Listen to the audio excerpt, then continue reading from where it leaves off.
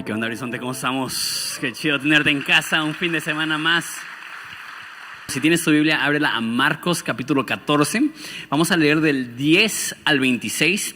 Y a diferencia de lo que normalmente hacemos, que es leerlo y después verlo como línea por línea, únicamente lo vamos a leer una vez y después voy a dar 5 puntos que van a hacer referencia a la historia, pero no lo vamos a repetir. Entonces, con más razón para poder leerlo detenidamente.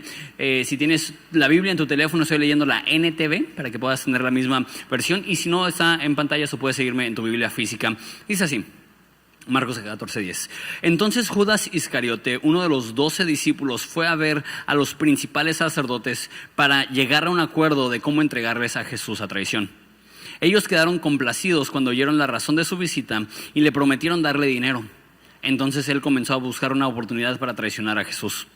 El primer día del festival de los panes sin levadura, cuando se sacrifica el cordero de la Pascua, los discípulos de Jesús le preguntaron: ¿dónde quieres que vayamos a prepararte la cena de la Pascua? Así que Jesús envió a 2 de ellos a Jerusalén con las siguientes instrucciones: al entrar en la ciudad se encontrarán con un hombre que lleva un cántaro de agua. Síganlo. En la casa donde él entre, díganle al dueño: el maestro pregunta, ¿dónde está el cuarto de huéspedes para que se pueda comer la cena de la Pascua con mis discípulos? Él los llevará a un cuarto grande en el piso de arriba que ya está listo. Ahí deben de preparar nuestra cena. Entonces los 2 discípulos entraron en la ciudad y encontraron todo como Jesús les había dicho, y ahí prepararon la cena de Pascua. Por la noche Jesús llegó con los 12. Mientras estaban a la mesa comiendo, Jesús dijo: les digo la verdad, uno de ustedes que está aquí comiendo conmigo me traicionará. Ellos, muy afligidos, le preguntaron uno por uno: ¿seré yo? Él contestó: es uno de ustedes 12 que come de este plato conmigo. Pues el Hijo del Hombre tiene que morir tal como lo declararon las Escrituras hace mucho tiempo. Pero ¿qué aflicción le espera a aquel que lo traiciona? Para ese hombre sería mucho mejor no haber nacido. Mientras comían, Jesús tomó un poco de pan y lo bendijo. Luego lo partió en trozos, lo dio a sus discípulos y dijo: tómenlo, porque esto es mi cuerpo. Y tomó en sus manos una copa de vino y dio gracias a Dios por ella. Se la dio a ellos y todos bebieron de la copa. Y les dijo: esto es mi sangre, la cual confirma el pacto entre Dios y su pueblo. Es derramada como sacrificio por muchos. Les digo la verdad, no volveré a beber vino hasta el día que lo beba de nuevo en el reino de Dios. Luego cantaron un himno y salieron al monte de los olivos. Padre, te damos gracias por la oportunidad de considerar tu palabra. Te pido que nos hables, que nos ilumines, que nos instruyas. En tu nombre precioso pedimos esto. Amén. Quiero que te imagines que sabes que te quedan 24 horas de vida. De hecho, recuerdo yo de adolescente haber pensado eso. ¿Qué es lo que yo haría si yo supiera que es mi último día de vida? Y de adolescente decía: no, pues saldría con mis amigos y me divertiría y pasaría un buen tiempo.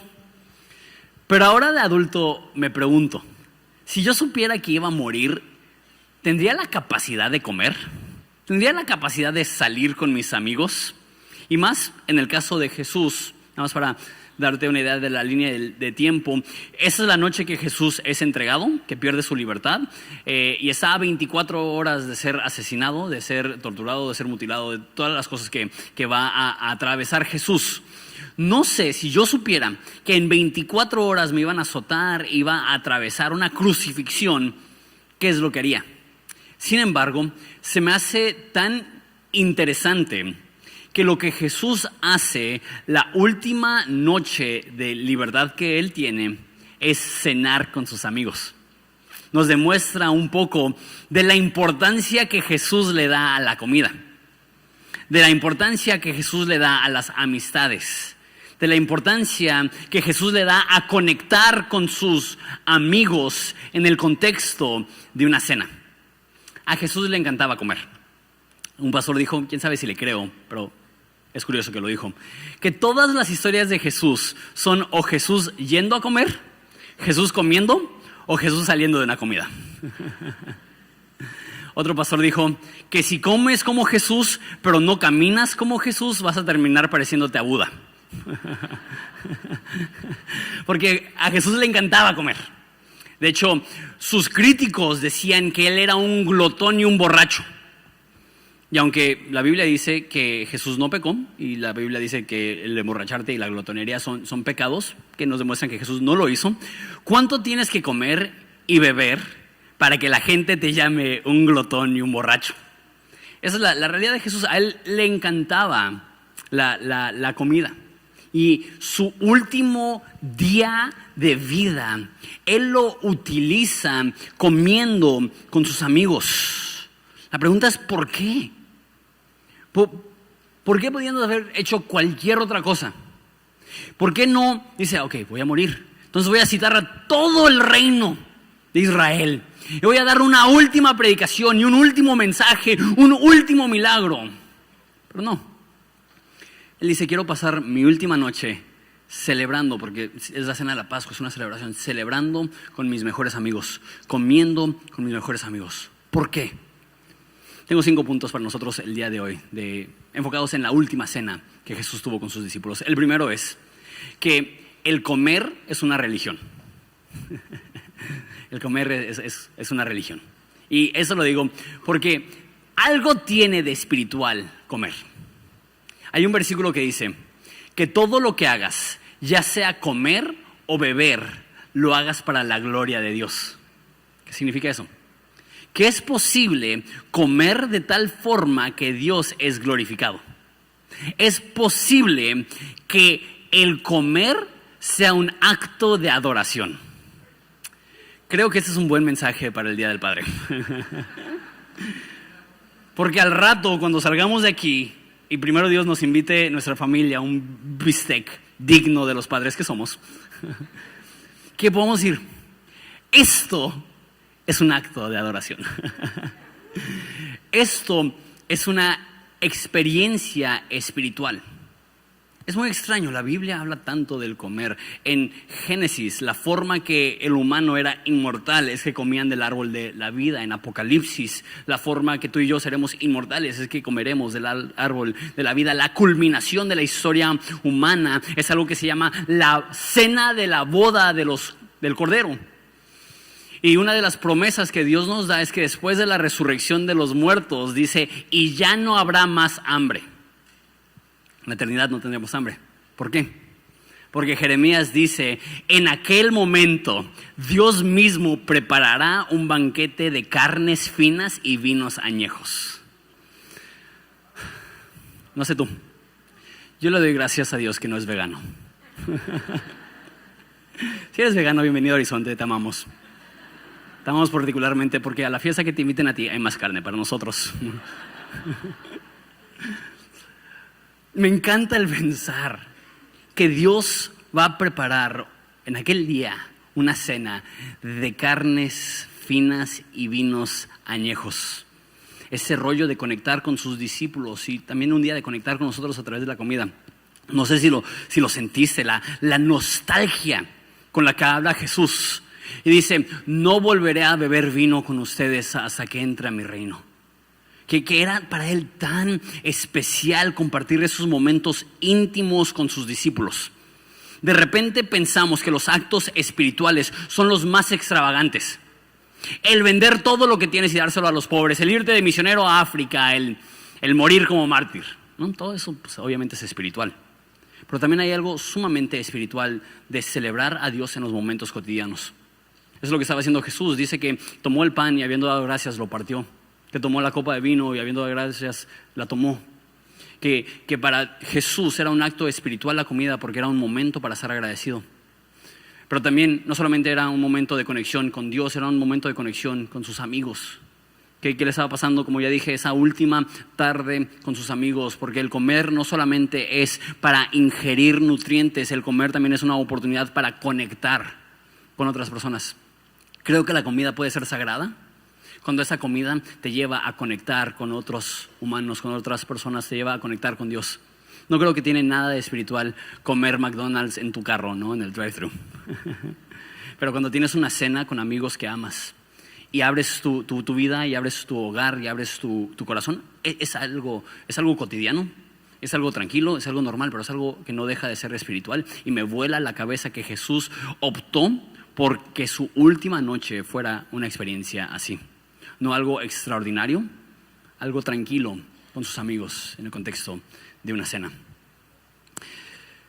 No solamente era una comida cualquiera, eso me lleva a mi segundo punto. Estaban celebrando la cena de la Pascua.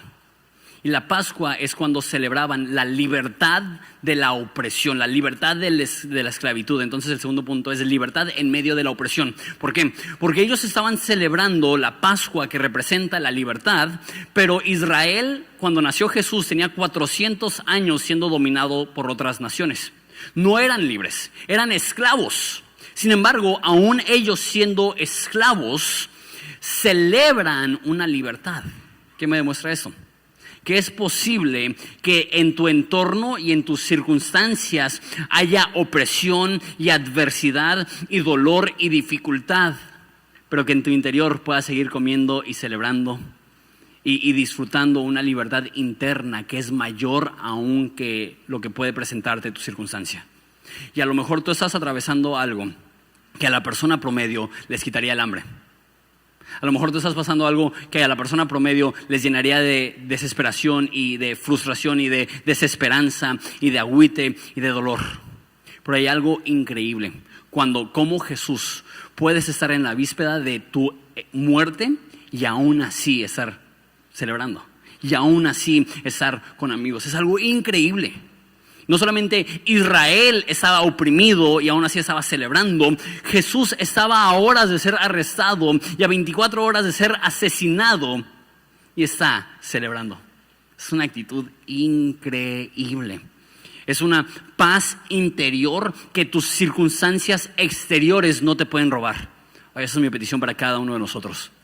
Mi petición para cada uno de nosotros es que este rollo de la fe, este rollo de la confianza en Jesús, este rollo de la esperanza sea algo tan real que aunque nuestra circunstancia diga opresión, nuestra fe dice libertad. Aunque nuestro entorno sea difícil, nuestra alma siga confiada. Y Jesús celebra, ese sí se me hace muy intenso eso, que Jesús da gracias. De hecho, así lo dice la Reina Valera en 1 Corintios. Jesús, la noche que fue entregado, habiendo tomado el pan, dio gracias y lo partió. La noche que fue entregado, Jesús no dejó de dar gracias. No sé, si tú supieras que uno de tus mejores amigos te iba a traicionar, no sé si esa noche cenarías con una sonrisa en tu boca. No sé si esa noche estarías agradecido y dirías, Dios, gracias por este pan. Pero Jesús tenía una actitud de agradecimiento aún en medio de su condición difícil. ¿Y sabes lo que es curioso? Jesús celebra la libertad la noche que Él pierde la libertad. Jesús celebra la vida el día antes de perder la vida. Y creo que tú y yo podemos celebrar la libertad aun cuando las circunstancias son difíciles, porque Jesús perdió su libertad para que tú y yo podamos tener verdadera libertad. Y Jesús perdió su vida para que tú y yo podamos tener vida y vida en abundancia. Y podemos celebrar en general, pero no perdamos el contexto. Podemos celebrar particularmente cenando y disfrutando y celebrando con las personas que Dios nos ha dado en nuestras vidas.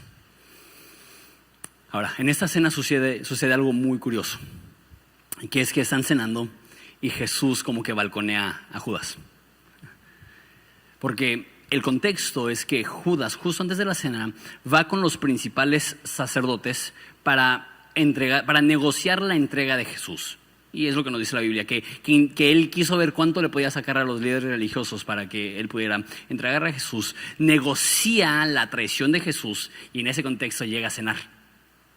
Y me pregunto si lo que Jesús hace, y ese es mi punto número 3, es una última oportunidad para que Judas se arrepintiera. Me pregunto si es la última oportunidad. ¿Por qué? Porque le está comunicando a Judas que lo que él está haciendo en secreto, Jesús ya lo sabía. Me imagino, llega Judas a la cena y están ahí comiendo todos y Jesús dice, uno de ustedes me va a traicionar.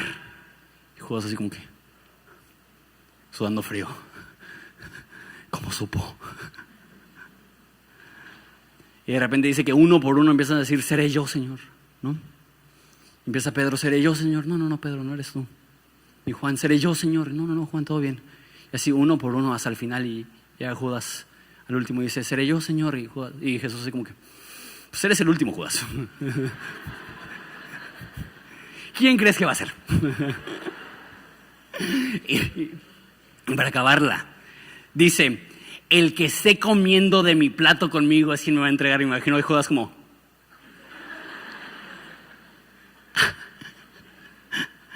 ¿Y sabes lo que es chistoso de eso? Que en Juan nos dice que después de que Jesús lo hace así de obvio, le dice a Judas, lo que vas a hacer, hazlo pronto. Y todo el mundo pensaba que iba a comprar más comida porque nadie lo creía capaz de traicionar a Jesús. Que Judas era un hombre aparentemente tan devoto y comprometido que cuando Jesús les dijo a todos, Judas me va a traicionar, todos como que, ay Jesús, ¿cómo crees? A Pedro sí te lo creo.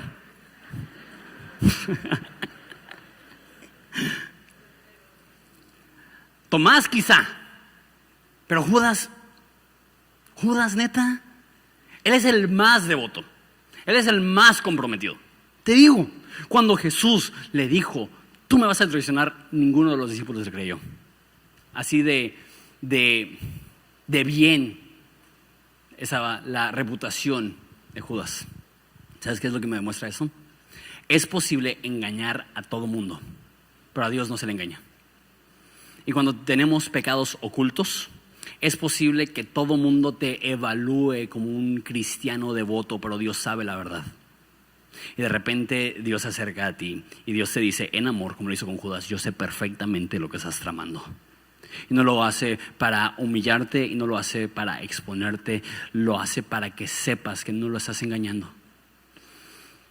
Y si tienes pecados en tu vida que te están destruyendo y si tienes cosas en tu vida, es súper peligroso cuando desarrollas una sensación de seguridad porque nadie más sabe.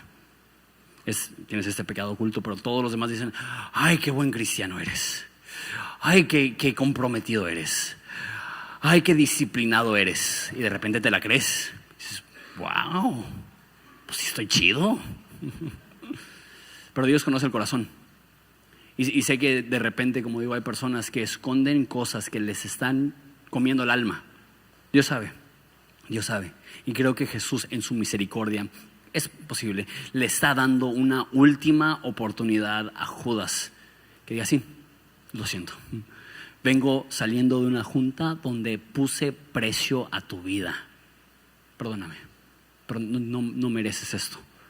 Pero en vez de hacer eso, la Biblia dice que él endurece su corazón y sale y va directamente con los líderes religiosos y dice, estoy listo para entregarlo.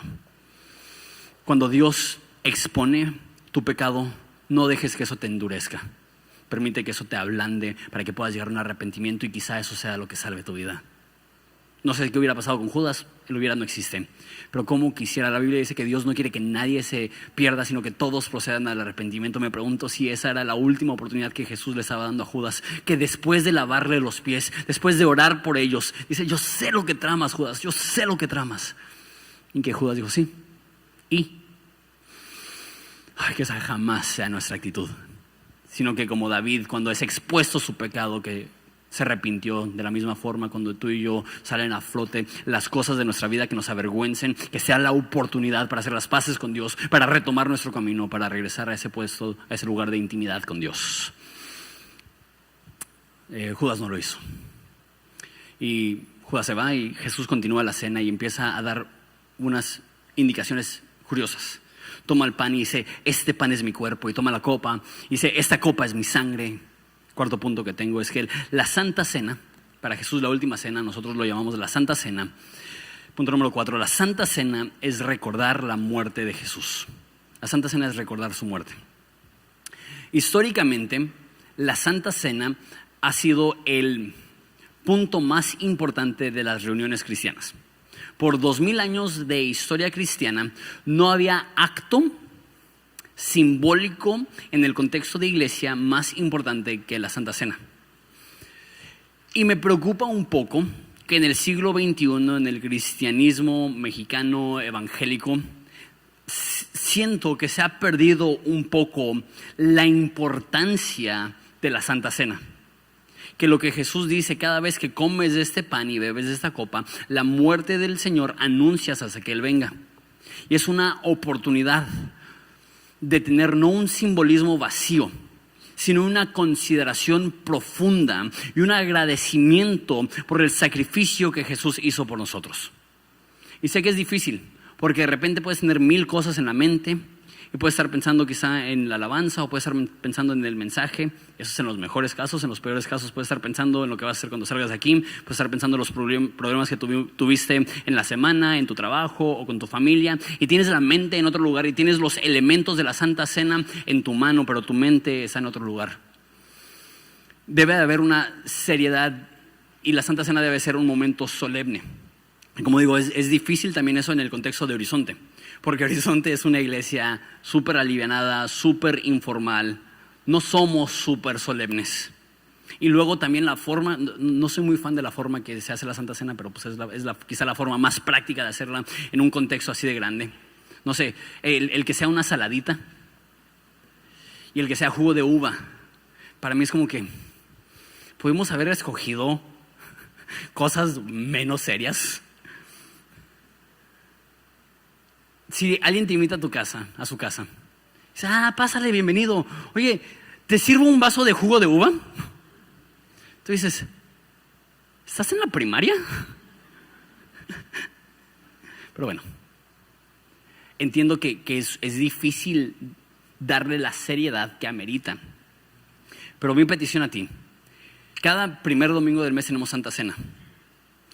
Y cada vez que tienes los elementos de la Santa Cena en tu mano, respira profundo y recuerda, este pan representa el cuerpo de mi Salvador que murió por mí.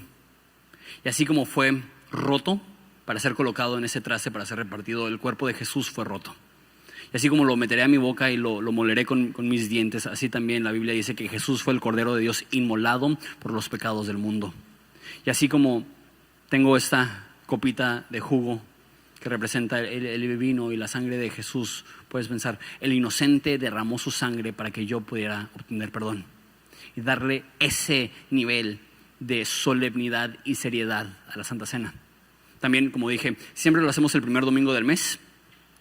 Este día le pedí al equipo de bienvenida si podemos tener Santa Cena, aprovechando que estábamos hablando de la última cena de Jesús. Entonces hoy es la oportunidad excelente para que consideres en agradecimiento todo lo que Jesús hizo para poder perdonarte.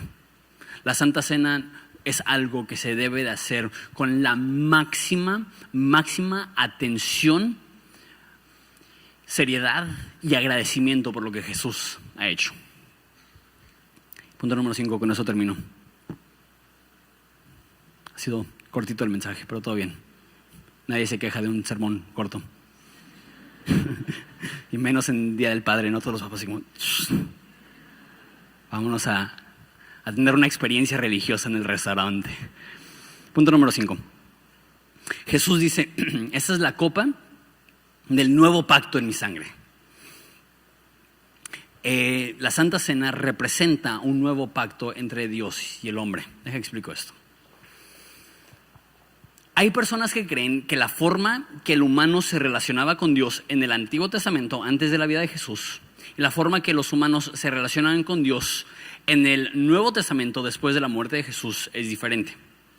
Que en el Antiguo Testamento era un cumplimiento de las leyes de Dios. Si cumplías las leyes de Dios, entonces estabas bien con Dios.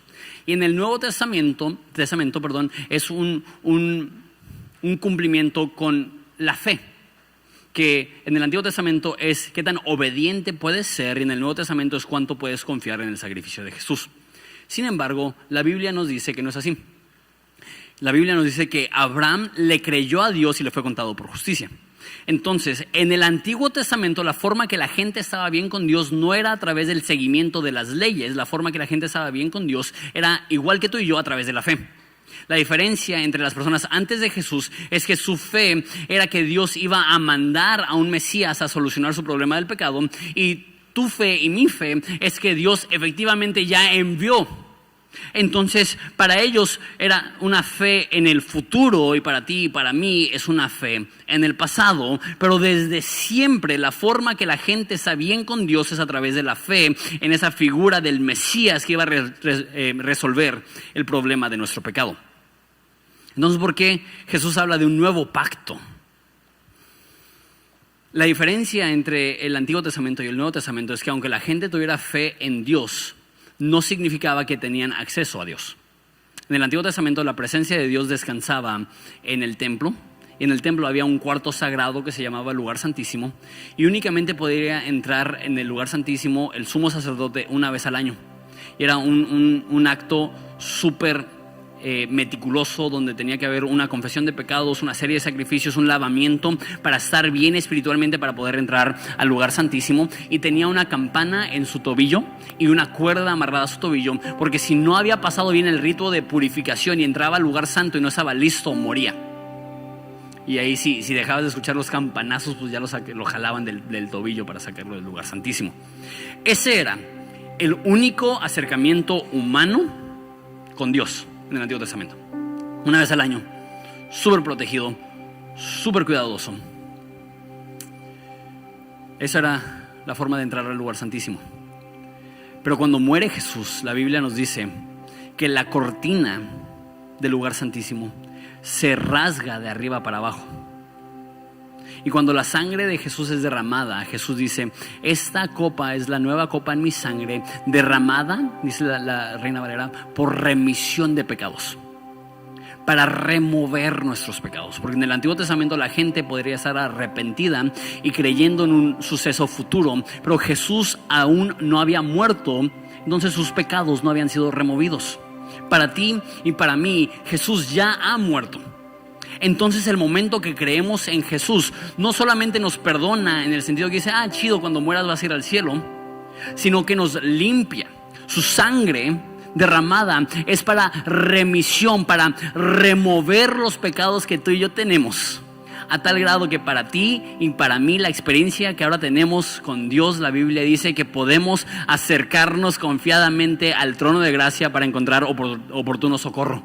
Que para ti y para mí, por el sacrificio de Jesús, todo obstáculo, toda barrera, todo pecado, toda maldad en nuestro ser que nos impedía una intimidad con Dios es removida, y ahora tenemos acceso a Dios, porque ahora somos sus hijos. Aprovechando el Día del Padre, no sé cuántos de ustedes papás entienden eso, que tu hijo entiende que tiene acceso a ti. Cuando yo de repente, después del último servicio, estoy hablando con personas y hay gente esperando para poder hablar conmigo, llega mi hijo y él se forma en la cola. No, él llega directito, porque él entiende: él es mi papá. De la misma forma, esa es la misma intimidad que Dios quiere tener contigo. No que tienes que ir a través de alguien para tener acceso a Dios, sino que ya Jesús nos acercó al Padre. La Biblia dice que hay un solo mediador entre Dios y el hombre, Jesucristo hombre, y a través de su sacrificio ahora tú y yo tenemos un acceso completo, real, pleno a Dios, sin barreras ni obstáculos, porque cuando recibimos el perdón de Jesús, no solamente nos perdona, nos limpia, nos hace nuevos. La Biblia dice que si nuestro pecado era rojo como el carmesí, Él lo hará como la blanca lana. Él remueve nuestra maldad. La Biblia dice: tan lejos es el oriente del occidente. Bienaventurado el hombre que Dios no culpa de mal. Cuando Dios te ve, Dios no solamente te ve como un pecador que fue perdonado, Dios te ve como una persona que ha sido absolutamente limpiada. Nuestro pecado ha sido removido, y ahora, gracias a la sangre derramada de Jesús, podemos tener acceso al Padre. Eso es lo que representa la Santa Cena. Y es curioso, hablando al principio de la intimidad que Jesús quería tener con sus discípulos, por eso cenaba con ellos en su último día de vida. Eso me hace pensar que el Padre también quiere tener intimidad con nosotros. Entonces manda a Jesús a que su cuerpo, como ese pan, sea roto, y que su sangre, como esa copa, sea derramada. Y Jesús dice que cada vez que comes de este pan y bebes de esta copa, la muerte del Señor anuncias hasta que Él regrese. Hay algo hermoso de recordar, que todo lo que estaba en nuestra contra fue clavada a la cruz de Jesús, y cuando su sangre fue derramada, Él compra para nosotros un acceso perfecto y completo a la presencia de Dios, de tal modo que ya no tenemos que alejarnos en vergüenza, podemos acercarnos confiadamente al trono de gracia, gracias al sacrificio de Jesús. Eso es lo que representa la Santa Cena, un nuevo pacto donde tú y yo ahora sí podemos acercarnos a la presencia de Dios sin miedo, porque Jesús ya nos limpió. ¿Te parece? Nos ponemos de pie y oramos.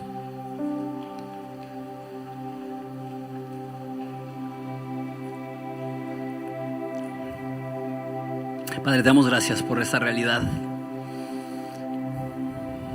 que tú nos has dado, una libertad que no merecíamos a través de tu sacrificio. Ayúdanos a celebrar eso dándote todo, celebrar eso siguiendo en tu ejemplo de conectar contigo y de conectar con las demás personas, de celebrar la libertad que tenemos en ti, aunque nuestro entorno no comunique libertad. Nuestra paz interior sí comunica libertad. Te damos gracias, Jesús, por lo que estás haciendo en medio de nosotros. Es un privilegio conocerte, es un privilegio poder acercarnos a ti a través de Jesús. Te damos gracias por eso. Amén, Jesús. Amén. Vamos a adorar a Dios juntos.